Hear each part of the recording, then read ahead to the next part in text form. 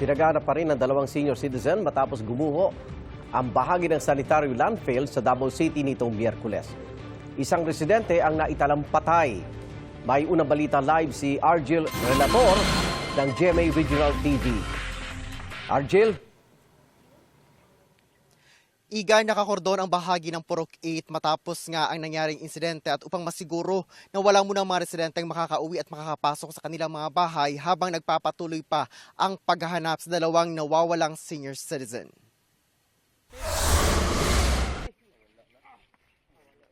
Sa sobrang kapal ng mga basura, bandang siko na lang ang nakita nang matunton ang 31 anyos na lalaki na nabaon na sa basura. Agad siyang hinukay ng mga kapitbahay. Sinubukan pa nilang sagipin, ngunit wala ng buhay. Miyerkules ng hapon, nang bigla na lang gumuho ang bahagi ng sanitary landfill sa Purok 8 Barangay New Carmen sa Tugbok District, Davao City. Ayon sa kapitan ng barangay, posibleng ang sunod-sunod na pag-ulan ang nagpabigat ng basura na siyang naging sanhi ng pagguho. Tungod pila kadlaw mag-uulan, bugat ang basura. So ganina mo to niliyok. Isa ang kumpirmadong patay habang dalawang senior citizens ang nawawala matapos matabunan ng mga basura ang kanilang bahay. Nagduda ko sir, marag nadas to nga. Kay tuyok man, marag magililo.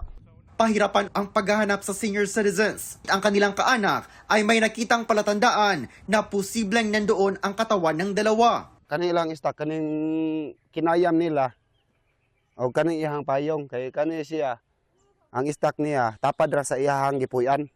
So dako kay posibilidad nga naa sila diri dapita. Ang amo nga nihangyo lang may nga matrabaho lang unta. Bahala unsa basta makuha lang namo ang ilahang patang lawas, maplastar namo sila. Nakalabas na rin ng ospital ang magkapatid na lalaki na sugatan. Ni kalitrag ginaina yung kahoy katumba. Yan ni ato po yung sa likod sa kan buyan. Tubangan ka na mo si nanay. Di kan man, ni kalit maggan, wala may kaapas. Ang mangod na akong gitabangan kay naraman sa tapad. May ilang bahay din ang nasira, kabilang na ang bao-bao. Alas 10 Huwebes ng umaga, pinuntahan ng mga rescuer mula sa CDRMO at BFP Special Rescue Force kasama ang DNR Environmental Management Bureau kung saan may pagguho. Nagbahay-bahay ang kapulisan upang palikasin ang mga residenteng nakatira malapit sa landfill. Okay, kay problema ka na may kasami mo balhin na ni. Kaya wapod may nga puro ra temporary na mong itampuyan. Pero nadlok po din na karon. Adlok po gid kayo. Di pod may gusto mo balik ko media. Madlok ni, delikado. Yung mga bata, naglisod gid ni.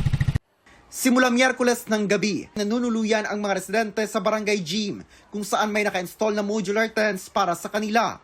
Sa pahayag na inilabas ng Davao City Information Office, iniimbestigahan na ng mga otoridad ang insidente. Nakikipag-ugnayan na din ang Davao CSWDO sa mga apektadong pamilya para sa agarang tulong.